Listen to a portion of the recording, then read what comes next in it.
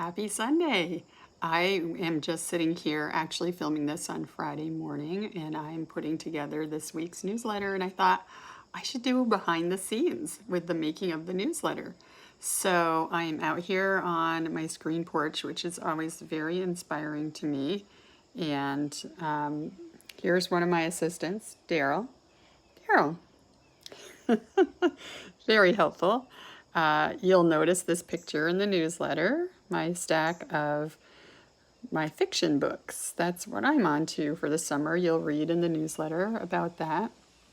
And I'm about to write my blog post. There's my website. And there's my other assistant waiting right there to be of help.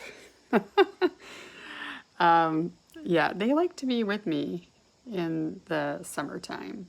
In fact, since this whole COVID thing hit, this whole COVID thing, right? It's kind of an old phrase now. 2020 stuff, they're pretty used to me being around and pretty attached. And I was eating a muffin just a minute ago, so that always brings them around and attentive. So just thought I would share this because every week there are components to put into the newsletter. I like to write my introduction. It's usually something that has just inspired me right before I go to write. And this morning I walked to see the sunrise. And on my way back, I saw my neighbor in the neighboring neighborhood. How's that for a tongue twister? And he knows what I'm all about. And it was his birthday, so we had a little chat. And he shared the idea of the summer self with me, and I just loved that. And I couldn't wait till next year to use that. That was too good.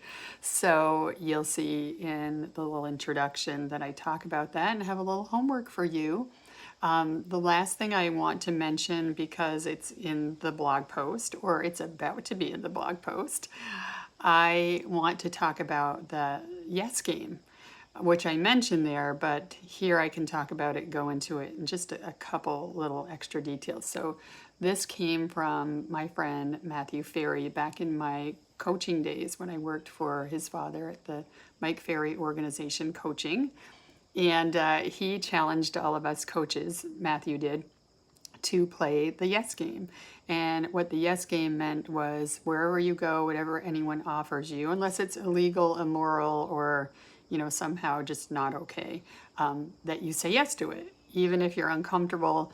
And the idea was a lot of times we say no to things that we really actually would like, or would challenge us, or would be a good experience, like people wanting to do things for us. Like even, when your friend offers to buy you a meal, and our first reaction is, oh, no, no, you don't have to do that.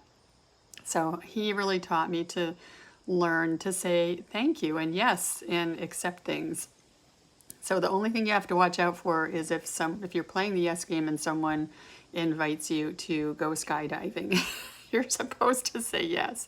So please don't anyone ask me to go skydiving. I'm just going to put that out there right now. I might have to say no to that. I will say no to that. I do have a boundary. Yeah, but just think about that for the next week. If you said yes to everything that's being offered to you, if you said yes to yourself, which is really what the blog post is about this week, is saying yes to yourself for the things that you want. Like you don't have to, again, like we talked about last week, have anyone's permission, or nothing like earth-shattering needs to happen for you to say yes to yourself about the things that you want, your goals and dreams.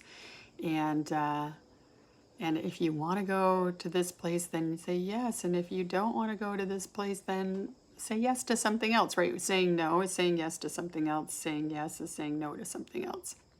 So there's some stuff for you to think about this week. And I look forward to talking with you. My assistant Daryl is looking just a tad bit cuter than he did a second ago. So there he is. He has his bed up in the chair. All right, these books, I haven't read them yet, so we're going to talk about those. The Book of Lost Friends is our neighborhood's pick, so I don't know anything about that book yet. And Simone St. James. I read one of her books earlier in the year and it was so good. It's kind of a thriller kind of book, which I love.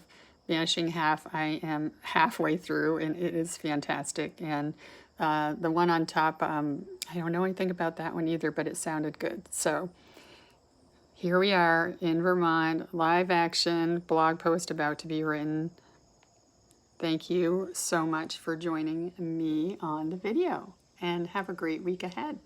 Talk to you soon.